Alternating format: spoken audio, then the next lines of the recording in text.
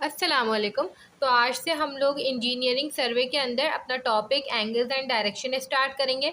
सबसे पहले हमें ये पता है कि जो हमारा सर्वे होता है उसका मतलब ये होता है कि हम लोग पॉइंट्स की लोकेशन देख रहे होते हैं। अब जब हम पॉइंट्स की लोकेशन देखते हैं तो जाहिर सी बात है, लाइंस को देख रहे होते हैं, इन सब चीज़ों को देखते हैं तो हमें एंगल्स और डायरेक्शन की नीड पड़ती है। हमें उनके एंगल्स पता होने चाहिए, डायरेक्शन पता होने चाहिए। तो इसलिए हम लोग एंगल्स और डायरेक्शन को स्टडी करेंगे। अब एंगल्स जो है वो हमारे पास दो तरह के होते हैं, एक होते हैं हॉरिजॉन्टल एंगल और एक होते हैं वर्टिकल एंगल।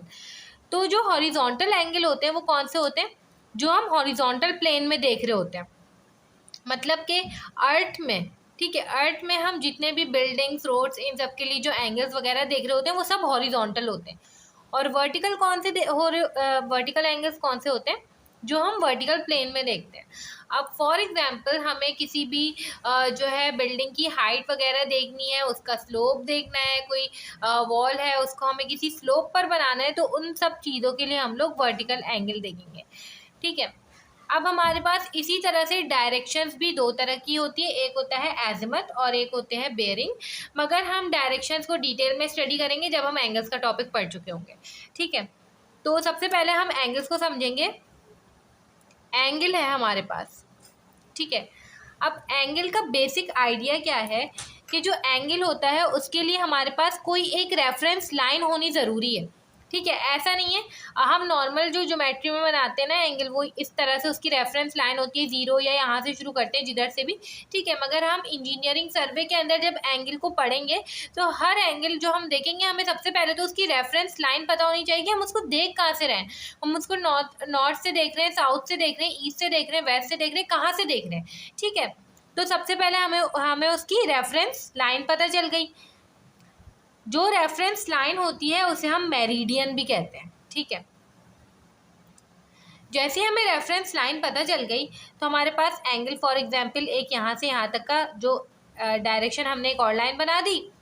अब बीच में जो है वो हमारे पास होती है एंगुलर डिस्टेंस, इसे हम कहते हैं एंगुलर डिस्टेंस। ये हमारे पास एंगल होता है असल में, जो कि हमें पता है, जो थीटा होता है, जो भी वैल्यू होती है एंगल की वो यहाँ से यहाँ तक। ठीक है, एंगुलर डिस्टेंस कहते हैं हम यहाँ पे इसे। और जो तीसरी चीज़ होती है जो हमें यहाँ पे देखनी होती है वो होती है डायरेक्शन ऑफ टर्निंग।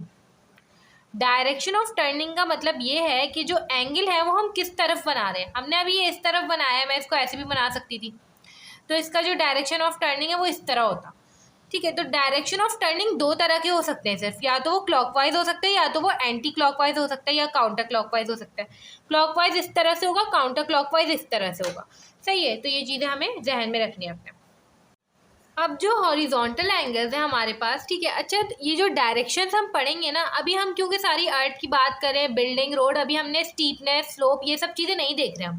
ठीक है, तो हम यहाँ पे वर्टिकल एंगल की कोई नीड ही नहीं है, तो हम इस पूरे टॉपिक में वर्टिकल एंगल को नहीं देखेंगे। हम जो सारा काम कर रहे होंगे वो हॉरिजॉन्टल एंगल से कर रहे होंगे। तो हम हॉरिजॉन्टल एंगल को डिटेल में स्टडी करेंगे।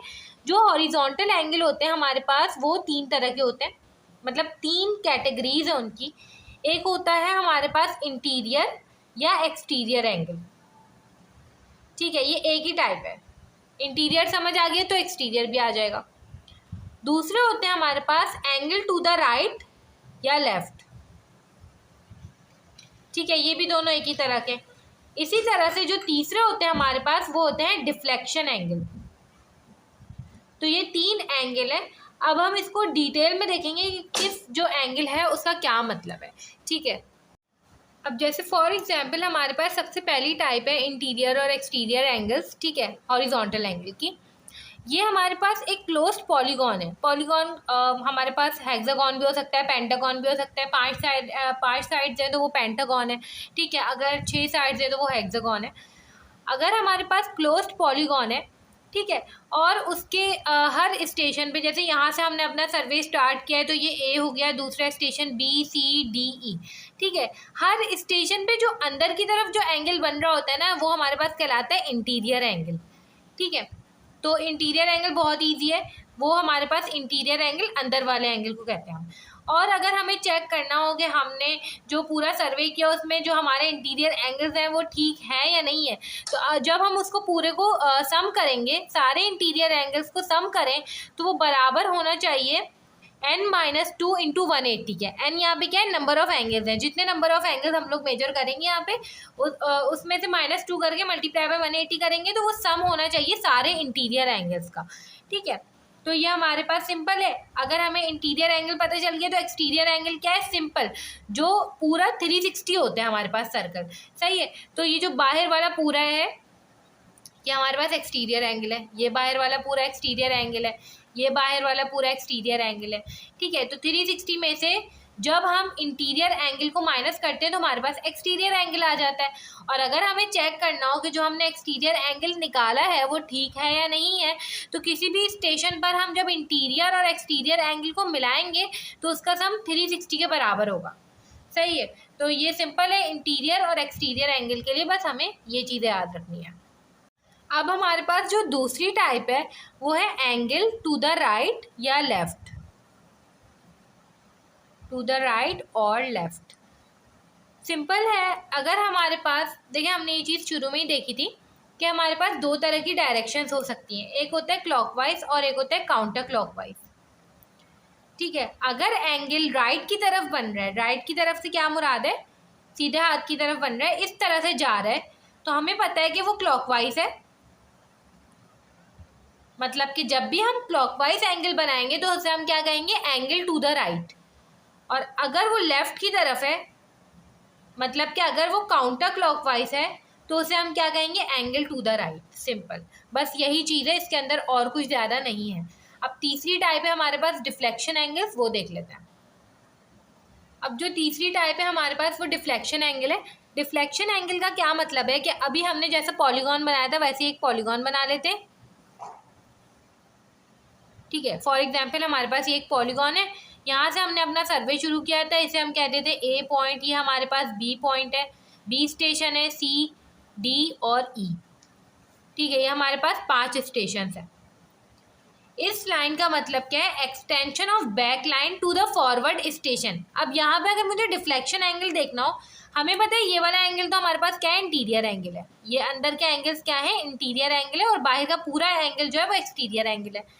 अब मुझे यहाँ का डिफ्लेक्शन एंगल, ए बी का डिफ्लेक्शन एंगल अगर पता करना है तो मैं क्या करूँगी, extension of back line, back station मतलब जो पहला वाला स्टेशन है टू द फॉरवर्ड स्टेशन, उसको एक्सटेंड कर दूंगी फॉरवर्ड स्टेशन की तरफ, तो ये मेरे पास एक बन जाएगा। इसी तरह से जब मैं इसको बी से सी तक इसको एक्सटेंड करूँगी तो ये आगे इस तरह जाएगा, सी से डी वाले को एक्सटेंड करूँगी तो ये आगे इस तरह जाएगा, डी से ई वाले को करूँगी तो ये आगे इस तरह जाएगा, और ई से ए वाले को करूँगी तो इस तरह जाएगा। अब इसमें डिफ्लेक्शन एंगल कौन सा है, ए से लेके बी, तो ये जो है ना, ये वाला हमारे पास जो है वो डिफ्लेक्शन एंगल है। इसी तरह से ये वाला डिफ्लेक्शन एंगल है, यहाँ पे ये वाला डिफ्लेक्शन एंगल है, यहाँ पे ये वाला डिफ्लेक्शन एंगल है, और यहाँ पे ये वाला डिफ्लेक्शन एंगल है। तो ये हमारे पास डिफ्लेक्शन एंगल कहलाते हैं। अब हम एक और एग्जाम्पल देख लेते हैं। फॉर एग्जाम्पल ये हमारे पास ए स्टेशन है, ठीक है, ये हमारे पास बी है, ये सी है और ये डी है, ए बी सी और D. Back station to forward station मतलब कि हमने इसको ऐसे एक्सटेंड करना है, बी वाले को सी की तरफ और सी वाले को डी की तरफ, ठीक है। अगर हम इसको ऐसे कह रहे हैं, डी लाइन हम इसको कह देते हैं, ठीक है। सी वाले को इस तरह एक्सटेंड कर देंगे और ये हमारे पास ई हो जाएगा, ठीक है, यहाँ तक बस। अब देखें यहाँ पे अगर हम देखें तो ये हमारे पास ए और बी को हमने इस तरह एक्सटेंड किया, एक डिफ्लेक्शन एंगल हमारे पास ये वाला हो गया। अब ये हमने डायरेक्शन कैसे देखी है, डायरेक्शन हमने कैसे देखनी है, इसमें डायरेक्शन नहीं देखिएगा, डायरेक्शन में इधर बता रही हूँ, ठीक है। डायरेक्शन हमने कैसे देखनी है कि अगर हमने ए से लेके बी तक एक्सटेंड किया तो जो एंगल बनेगा वो बी लाइन की तरफ बनेगा, ठीक है। इसी तरह से बी से सी की तरफ की अगली लाइन यहाँ से स्टार्ट हो रही है, फॉरवर्ड स्टेशन वाला यहाँ तक जा रहा है, तो back line to forward station. इसी तरह ये बैक लाइन है, back line to forward station, ये हमने करना है डायरेक्शन के लिए।